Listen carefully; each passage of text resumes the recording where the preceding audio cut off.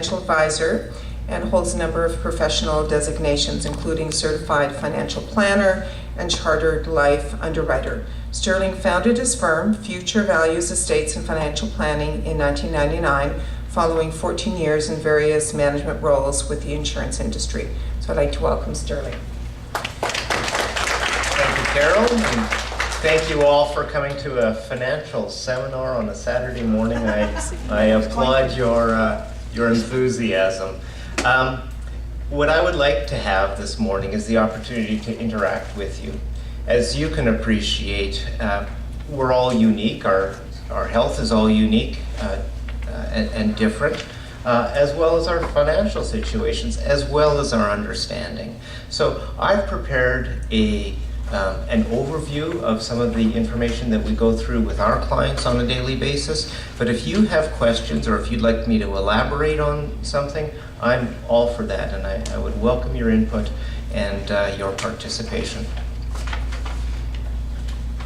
So with that, the lawyers tell me that you can't believe a thing I say, and so we have this disclaimer. Really what I want you to understand is that your situation is unique and you should look for appropriate counsel for your own particular situation.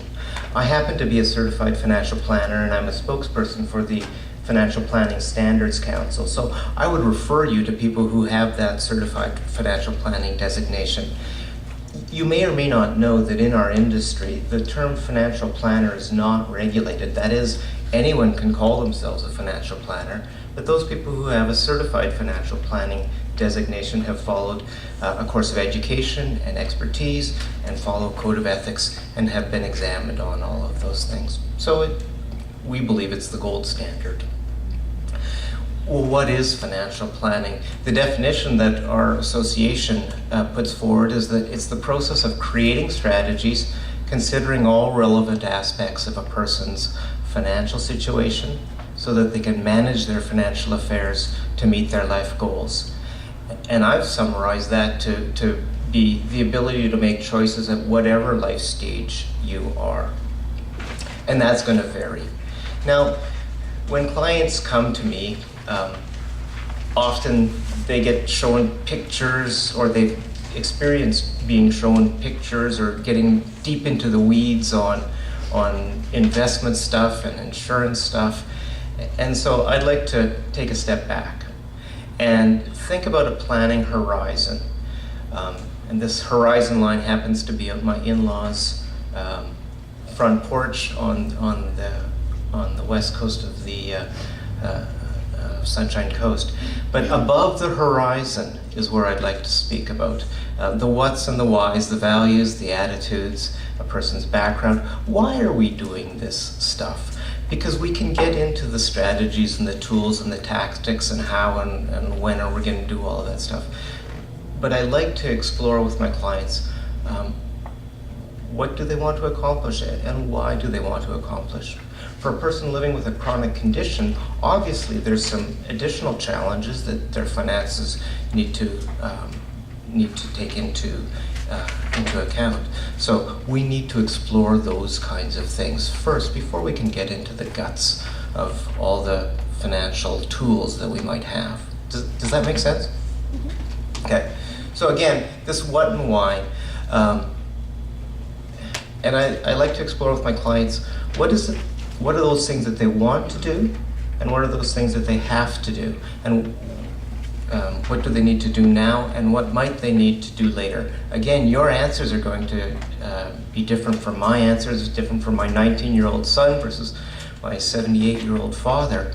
We all have different positions in life, but what is it that we're seeking towards? And we're also going to differ on this. What's important about money to you? Well, if I ask that question of myself, I might say, well, what's important about money to me? It's providing for my family. Well, what's important about providing for my family? Well, it's to ensure that they have opportunities. Well, what's important about ensuring for opportunities? Well, it's so that they can continue to go and expand and live the life that they wish. So I encourage you to ask that question of yourself. What's important about money to you? And is it to have a sustainable income through the progression of a person's health? or into retirement? Or is it something different? And we're all different. Some of us are savers and some of us are spenders, and some of us are shoppers, and some of us don't have any problem with picking up debt, or some of us do have a problem in accumulating too much debt. And some are investors. What kind of a person are you? And what kind of a person is your partner or your spouse? Because it could be that those people are going to be different from you. And having been married twice, I understand the difference between different personalities. As we plan with individuals, we go through various different life stages. Again, my 19-year-old son who's starting university and who's spending the money that he's made over the course of the summer on his university is going to be at a different stage than I am with 4 children, and a different stage than my father, who's living in an assisted living plan in Saskatoon. And you too are at a different financial stage. Each of you have a different stage of your disease, and whether it's progressive or not, there are certain financial considerations that you are going to be needing to look at. And it's the objective of a financial planner like me to help you explore what those might be, and then to deal with those accordingly, and to plan for them, and to do those what-if scenarios. So the first thing that I like to do with our clients, and what they tell us is of great benefit, is to help them get organized. I was chatting with some of you earlier before the session started, and again during the break, and I made the comment that my wife is an interior designer, and when she walks into a house, people kind of shy away and they say, well, don't look at the paint and don't look at the drapes, and oh my goodness. And people have this, I don't know, this attitude that they might be judged by my wife, the interior designer. And frankly, I find the same thing when people come into my office. They say, oh, you know, I feel like I should be more on top of my finances, or I know I need to spend more time on this, but frankly, I hate it. Well, I know nothing about interior design, and so that's why I and clients would hire a person with expertise. And many of my clients are avoiders. They don't want to deal with this kind of stuff, and that's why they come to me. So we help them get organized. And one tool that you could go to online is the Canadian Life and Health Insurance Association's virtual shoebox. I inadequately prepared because I would like to pop up an example of what is there, but I've got it on my iPad. Can you repeat it? It's the virtual shoebox, and the website is there. And when you get to it, it's going to take you through something that you won't be able to see from the back, but it allows you to put in your family information and your personal data and your computer accounts and your personal household accounts, and all funeral information and all of your financial information, and it'll walk you through that. Now, I encourage you to input that and then print it off for your partner, but don't keep it online. That's obviously sensitive information.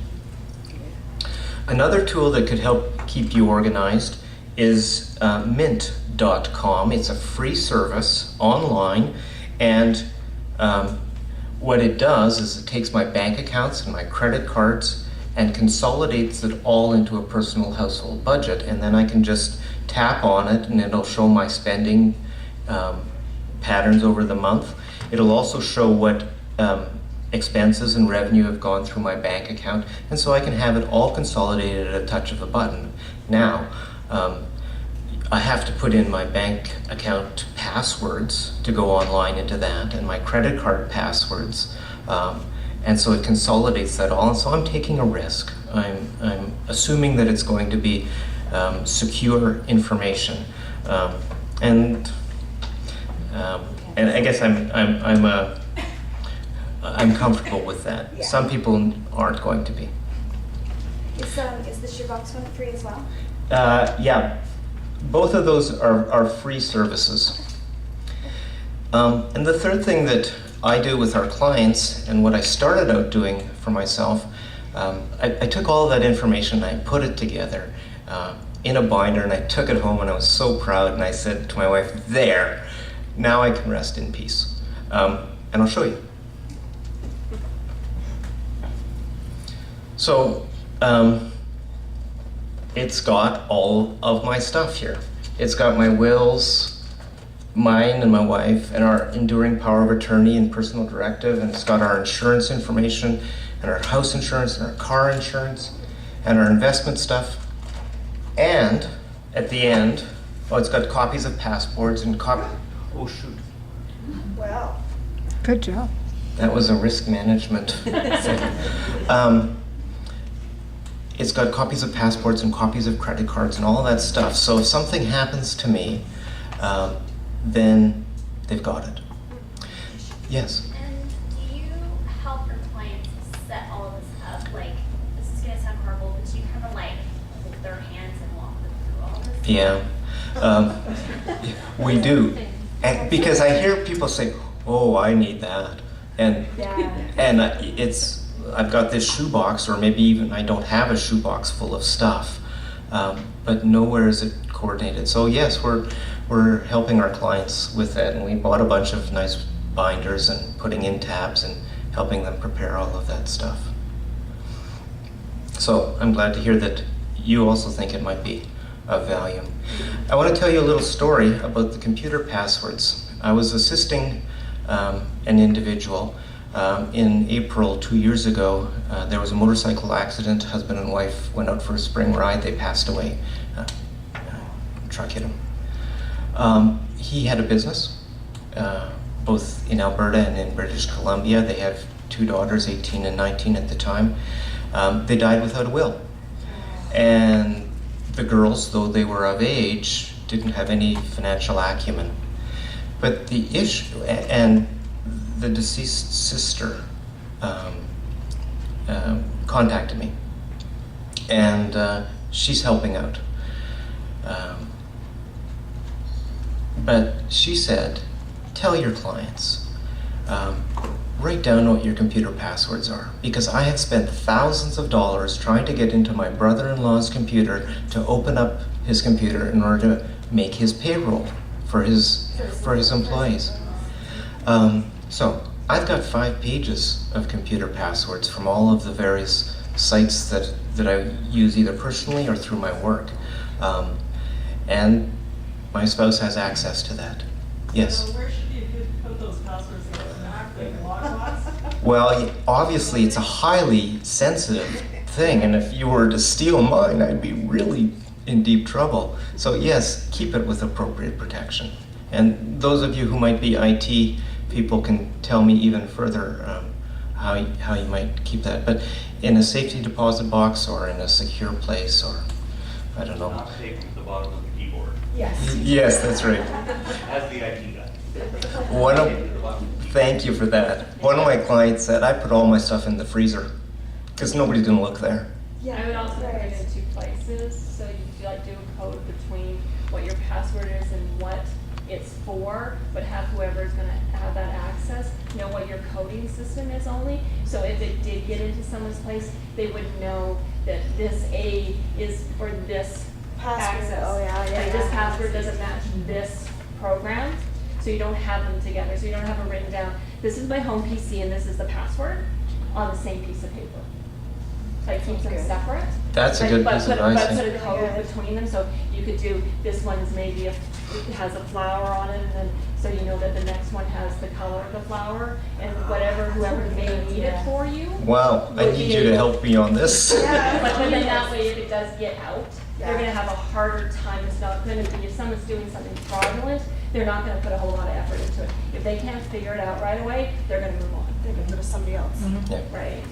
Good point. As the IT guy again, there are several programs, free and paid, that allow you to do exactly Yeah. that. Oh, okay. Excellent. And, Where would I find those? Just Google them. Okay. Google that particular thing. You know, information Protection, security. yeah. Excellent. Well, And they're out thank there, you. they're apps for the iPad, they're Android, everything. They're out there. Great. Well, thank you. I'm gonna move on. Sometimes people come to us and either they don't tell us they have debt, or they do have a lot of debt and they're ashamed about it, and they don't know how to deal with it. Really, when we have money coming in, there's three things that we can do with it. We can spend it, save it, and we can give it away, whether that's to our children or to the government or to charities that are important to us. You know, most of us start with the spending. Some people start with the spending and continue with the spending even beyond the money. So if a person encounters debt, I don't have the website up here, but if they get to a situation where it's out of control, there was an organization called the Credit Counseling Bureau of Alberta. It's changed its name, and it's called moneymentors.ca. And they assist with orderly payment of debts, so a person can consolidate their debt and pay it out orderly and have a 5% interest. So you get away from the 18% interest on your credit card. They also have online budgeting that you can go through, as well as individual and group training courses. I'm not associated with them, but it's a great resource for our clients. Stephen Covey, the author of The 7 Habits of Highly Successful People, talked about beginning with the end in mind. I'm not sure if he was thinking about the end of life, but that is something that we begin with. And again, a disclaimer, I'm not a lawyer and I can't give you legal advice. I'm not an accountant and I won't give you accounting or tax advice. But we do speak about a person's will, their enduring power of attorney, and personal directive. So, the stats are that about half of Canadians don't have a valid will. Well, the good news is that if that's your situation, if you don't have a valid will, you actually do have a will. It's called the Alberta Intestate Act. And the government will determine where your money is going to go. And February 1st of this year, that act changed, and a few key changes. It used to be that when I dealt with young couples and there would be a disparity in age, I said, you know, if you die in a common disaster, the law says without a will, the older person's stuff goes to the younger person's stuff, to their estate, and then it goes off to their family. So let's say it's a husband and wife. The husband's older, the wife's younger. I say to the husband, your stuff's going to go to her, and then her stuff's going to go to her family, and your family's cut out. How do you like that? And of course they didn't. So the law has changed, and now it's each of them is expected to have outlived the other, and so it goes off to their halves go off to the family. And the other thing that changed is if I created a will before I was married, and then I got married, my will was nullified unless it was created in contemplation of marriage. And then if I go along and become divorced, my will's still valid. And so if I'd passed away, my former spouse would collect all of the assets. That changed. All across Canada? Or- In Alberta, and it varies by province. In Alberta, it's reversed. So if I become married, I create a will, become married, that will is still valid. But if I become divorced later without changing my will and I pass away, any gifts in favor of my former spouse are barred unless I've made specific provisions with my lawyer in that will to continue it on, perhaps for child support or spousal support or whatever. So do take a look at your will. And one of my clients said, well, how often should I do that? And I said, well, every 3 to 5 years, or when your life situation changes. But why not take a look at it at Thanksgiving? When you're grateful and you're dealing with family, take a look at your will. Yes? So from a financial aspect of a will, for somebody, let's say mid-20s, doesn't have, a whole lot, buys a condo, is starting to kind of move to that point, is that kind of when you should start a will? I think anybody who has assets should have a will, and anybody who has items that they want to ensure go on to certain individuals should have a will, and anybody with dependents that they care about should have a will. So if a person in that situation buys a condo and that person passes away, well, maybe there's mortgage life insurance and maybe it gets paid off, but who gets it? Is it one's siblings, or is it one's parents, or is it a charity that you wish to benefit? Yes? I have a question for you. If the person who passes away has a lot of debt, what happens to the debt? I don't really understand that. Yeah, and again, that's going to be a legal question that I'm not sure that I can answer, but it is going to be coming out of the value of the estate. Okay. And so it could be that The estate ends up being worth nothing. worth nothing and the banks take the fall. So it doesn't fall to anybody who's in the will? No. Okay. I get, pardon me? Sorry? Oh, I see, that's good. Yeah. Yeah, that was- I guess it's my philosophy, given my insurance background, that no debt should ever survive the person that created it. So in my situation, I still have a mortgage, and that's insured, so that if I do pass away, the mortgage is paid off and my family doesn't have to pay it and can continue to stay in the house. I want to move on again. The enduring power of attorney and personal directive are two other documents that your lawyer is going to speak to you about. A personal directive deals with end-of-life decisions and health care related items. The enduring power of attorney deals with those same kinds of things, but everything other than health. And it varies by province. So my dad in Saskatoon, I was visiting him over the summer. I said, "Dad, where's your stuff?" And he said, "It's in that cupboard." And I said, "Is your will there?" He said, "Yeah." I said, "Is your enduring power of attorney and personal directive there?" He said, "No, I don't have one." And I said, "Okay, well, I wish you would." And he said, "Well, send me yours." So I did, but he's in Saskatchewan, I'm in Alberta, and mine that's been drafted under Alberta law is going to be different than the Saskatchewan law. So you can go online, and I did during the first session, and I found that www.seniors.alberta.ca has templates that you can express your healthcare wishes. And Justice.alberta has enduring power of attorney documents. Can you say that website again? Yeah, www. I'll just bring it up here.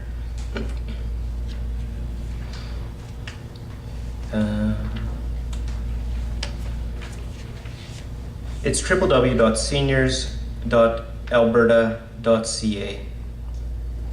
And the other one was justice.alberta.ca. And they have a section on represented adults and enduring powers of attorney. Yes, sir. What I'm hearing from you is that if you've got a personal directive in Alberta and you move to BC, Better take a look. you need to take a look at it. Right. Yeah. Yes, at the back. Justice.alberta.ca. And that. Saying Alberta should be .ad.ca. Well, this one actually. Alberta. No, this one is justice.alberta.ca. Okay. Yeah, not .ad. They also have a section on adult guardianship. So if a person reaches the point where they're no longer able to make decisions on their behalf, the guardianship document can flow in. And it doesn't have to be all or none. It could be co-decision making or supported decision making. Again, this gets complex, and I'd encourage you to speak with a wills lawyer or wills and estates lawyer who deals in this area. And I've been fortunate to find some people who, in fact, specialize with disabled children, and I'm sure they are familiar with many of the provisions. You had a question? Just one comment for the EPA. Please make sure you have an alternate. There was a case, this is from personal experience of my friend's family. He was killed in the accident and she was in a coma for a year. And Oh, their wow. kids were left, they were each other's power of attorney. Yeah. The kids, the teenagers were almost, if the mother hadn't been able to step in, they would have been homeless. Oh, goodness. Well, that's a great point. Yeah. I also want to talk about a three-letter word beginning in X, or ending in X. I'm sure you all know what it is. Tax. Were you thinking so? I don't know what you were thinking of.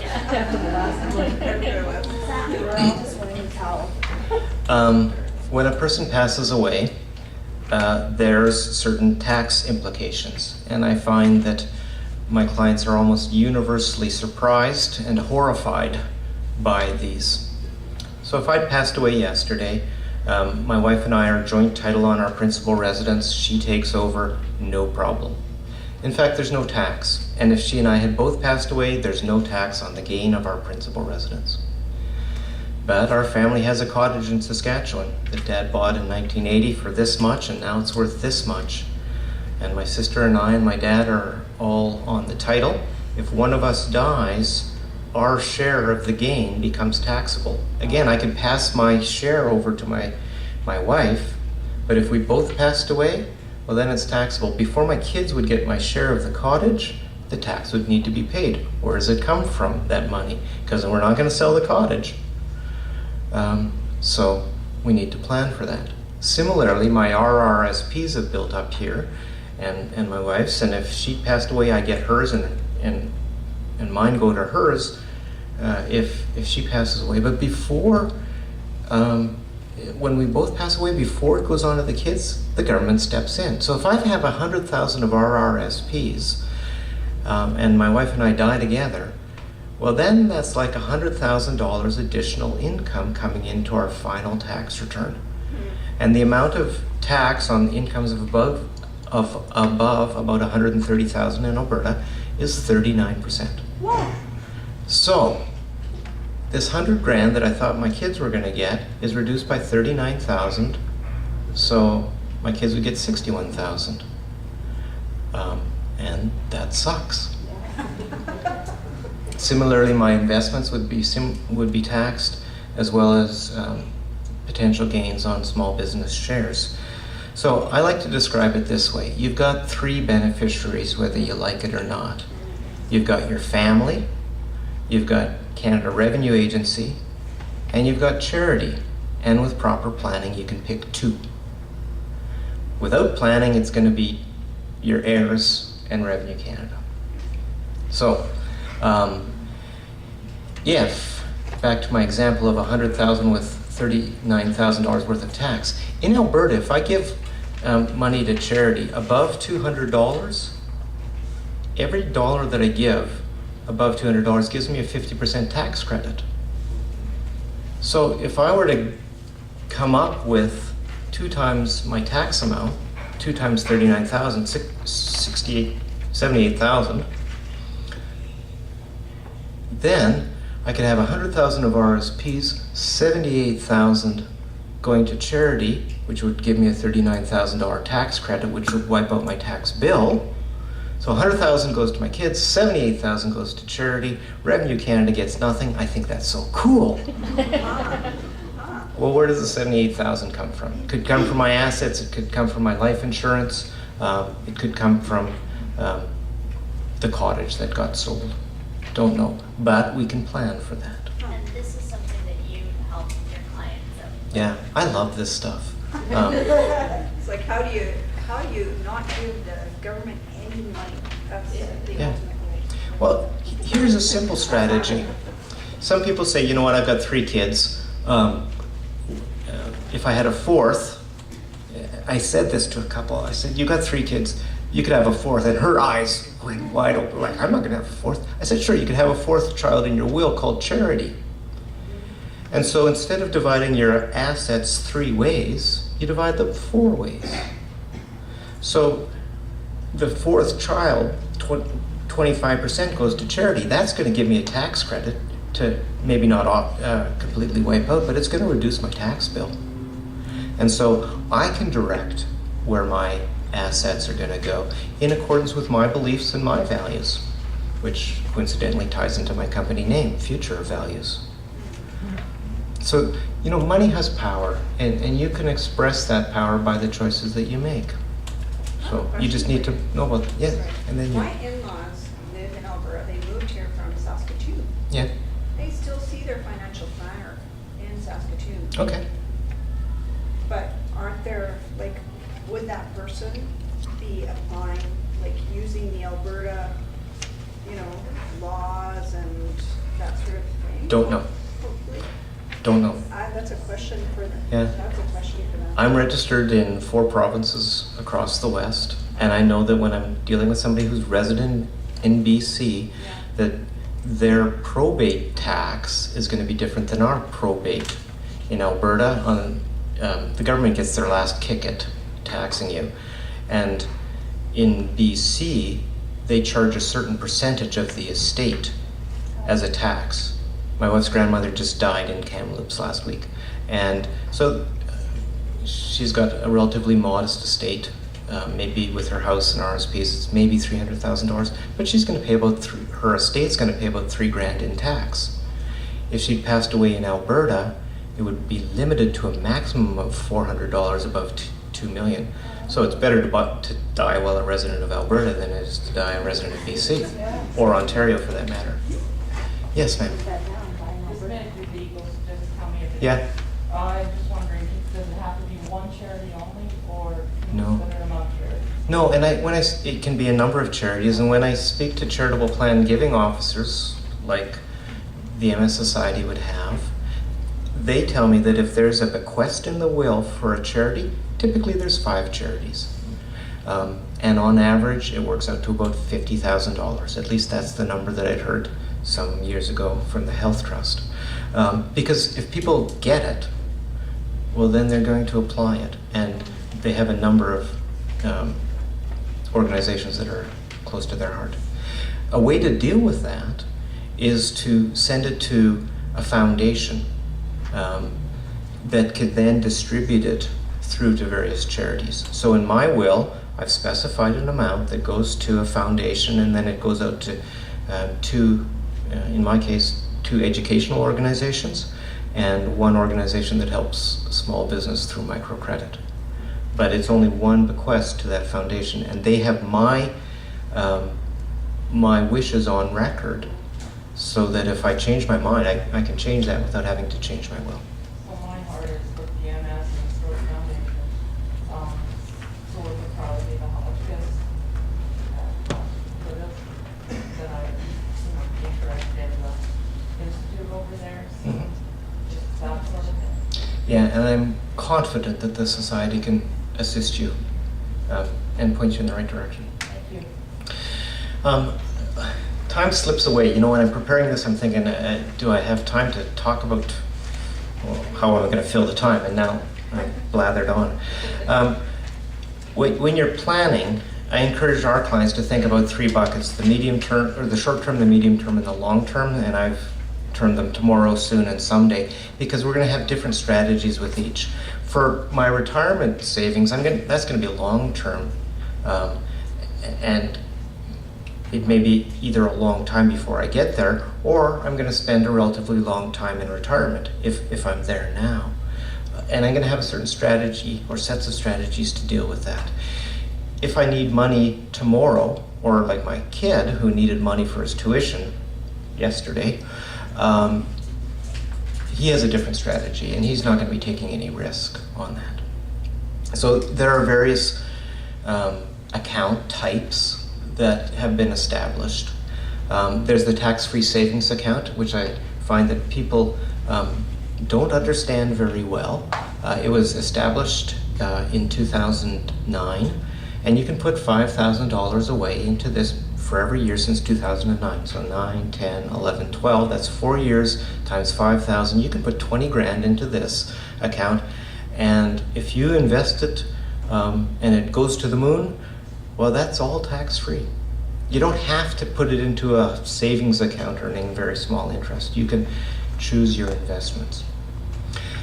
Also, for people who have qualified for the disability tax credit, there's the Registered Disability Savings Plan, which has both government grants and bonds. And I was fortunate to meet a person at the back of the room Rebecca Blanchard from Compass, who, she's standing there, and she has an exhibitor's booth. They have an organization that helps people understand the RDSP and the provisions of it. On my exhibit table, I've got a brief 2-page summary of it, but that's a great way to accumulate money. If you qualify for the disability tax credit, or if your dependent does, you can put in $1,500 and that'll generate $3,500 in grants. Of course, there's registered retirement savings plans, and some of my, yes? Can you back up just a step? Yes. Is there an age limit to that RDSP? I'm gonna have everybody turn around to Rebecca, and she can talk about that. Yeah, and I'll be here all day, so you can come stop by my table and I'll give you all of the information. For government grants and bonds, the age limit is 49, but there are still some benefits to keep in mind if you're between 50 and 60, and I can fill you guys in on that after the presentation. Great. Yeah, I was so grateful to find your organization because it's a great source of information. Do you have a website that I can highlight? Yes, it's www.compass.ca, and there's a link to the RDSP information right on that page. Moving on, if people have maximized their RRSPs, and most Canadians haven't, but there are those fortunate few who have, well, there are other tax deferred opportunities beyond that. I'm not going to get into it. Just a summary slide on the RDSP. You need to be eligible for the disability tax credit, need to be a resident of Canada, be less than age 60, although you heard that the grants stop at 49. You need to have a valid social insurance number, and there's a maximum grant depending on your family income, or if it's the family income, if it's a dependent child, or if it's an adult, it's that person's income. And there's an in-year maximum. So the program has existed since 2008 and allows you to go back and carry forward all the unused room that you might have had, but only to a certain amount per year. Yes, you have a question? Sorry. No problem. If it comes back, let me know. When a person gets to retirement, I like to think about these 3 circles. Selfishly or not, we plan for our own financial independence. We want to make sure that we have enough income to continue to deal with the expenses that we have, the basics, and then beyond that to look at our lifestyle, and then beyond that, if there's more than enough, well then to look at legacy. You know, frankly, I want to make sure that I have enough for my own retirement and to make sure that I have sustainable retirement income that I'm not going to run out of before I pass away. And if I do pass away and there's money left, that's wonderful. And I can send it to my children and I can send it to charity. But with our clients, we do tend to plan for their own income first. Now, there are certain issues that we need to look at. One is longevity. How long a life do we expect, or how much shortened is it going to be? What are the inflation projections? And this third one, asset allocation. That means, do I take a conservative approach with my money, or do I take a risky approach or an aggressive approach with my money? Both of them have their place, but it's going to impact on how we're planning for retirement. And how much am I going to be taking out? There have been a lot of studies done based on average inflation, average rates of return, average life expectancies. And for a person entering retirement, if they have a pot of money,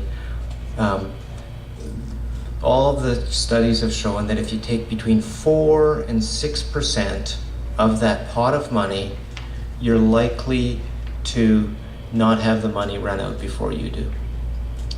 So if you took out 5% out of a pot of money, then it's likely to last as long as you do. And so just to put that into perspective, well, that's on $100,000, 5% is $5,000 a year, a little bit better than $400 a month. In addition to that, there's going to be the government programs, the Canada Pension Plan, the Old Age Security, and for low-income Canadians, Guaranteed Income Supplement. So when we're planning for retirement, we do those retirement projections based on how much a person has worked and how much they've accumulated into the Canada Pension Plan.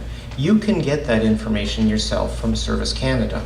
So I went online and I looked up my history of income over the years, and it told me what my current expected retirement would be if I retired at 60, if I was 60 today, or if I was 65. And the Canada Pension Plan recently changed. It used to be that we could take our Canada Pension Plan as soon as age 60. But if I took it at 65, I'd get 100% of whatever my number is, but it would reduce by 0.5% for every month up to 60. So 0.5% over 60 months, well, it's a 30% reduction. So I could take it today, or at 60, and get 30% of what I would have got. And if I deferred it to age 70, I'd get 30% more. Well, they've changed it. For a person who's younger than age 60, these are the new rules. If you take it early, it's not 0.5%, it's 0.6%. So rather than a 30% reduction, it's a 36% reduction. But they said, okay, well, we want to have people push it off. So if I push it off to 70, it's not a 30% increase, it's a 42% increase. However, if I'm looking at a shortened life expectancy, I want to take it early. Because if I took it at 60 or at 65 or at 70, all my family is going to get out of it when I'm gone is $2,500. That's the death benefit on the Canada Pension Plan. So if I have a shortened life expectancy, I want to take it as soon as I can because it's kind of a bird in the hand. And then there's a crossover age. Like, what age do I need to get to before I would have been better to wait? Well, it's somewhere between 74 and 77. So if I took it at 60 and I made it to 77, that would have been a bad decision because thereafter I could have had more money, but I didn't. But I'm thinking from 70 to 70 or 60 to 77 is 17 years. Like, those are my higher spending years in retirement. And I find that people generally spend more in the early years of retirement than in the later years on discretionary stuff. Healthcare expenses go up, but my philosophy is a bird in the hand. Let's take it as soon as we can. Also, the old age security changed. It used to be that you'd automatically get it at 65, and if you had an income below about $68,000, you'd get the full amount. If your income was above 68, they'd start to tax it back, and it would be gone by about $103,000. Well, for people who are aged 54 this year and younger, we don't get it at 65. We either get it at 66 or 67. But if you're older than 55, you're going to get it at 65. I talked about that $68,000 limit. The government does allow us to split income.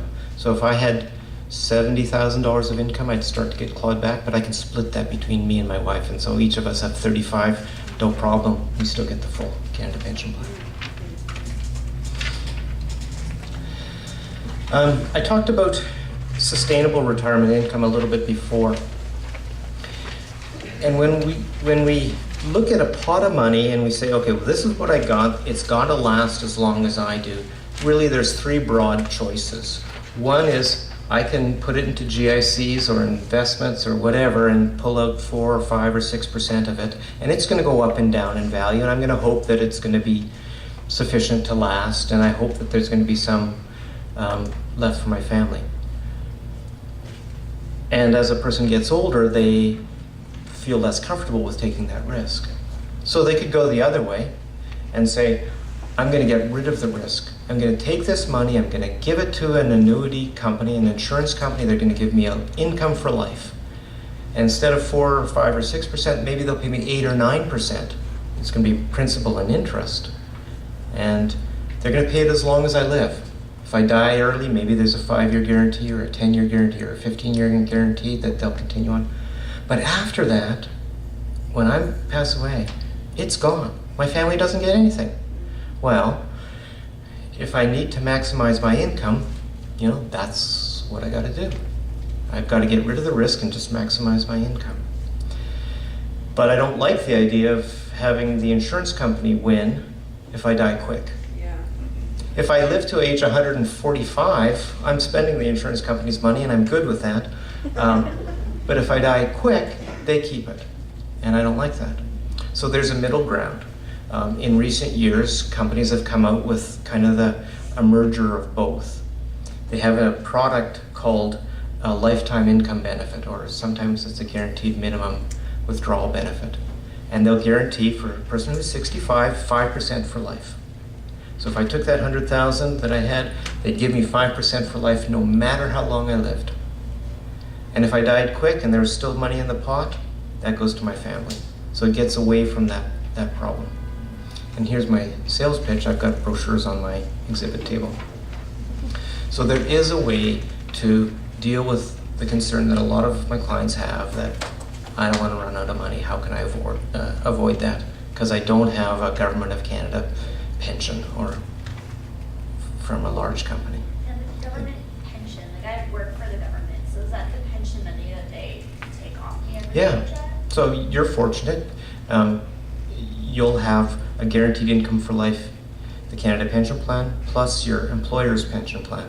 But we keep hearing rumors that our pension's gonna be like nothing. Yeah, that when we grow up, we're not gonna have a pension. We're not We've been gonna hearing have that since like elementary school. Yeah, and the Canada Pension Plan has actuarial valuations. Actuaries are those mathematicians. They've been described as accountants without personalities. They look at how sustainable the money is. Like, do we have enough based on all the people, based on how long they're living and, you know, living longer or shorter? Do we have enough money? They tell us that it's actuarially sound. And so they have, but you see what they did though? They made it more, they penalized us for taking it early and pushed it off.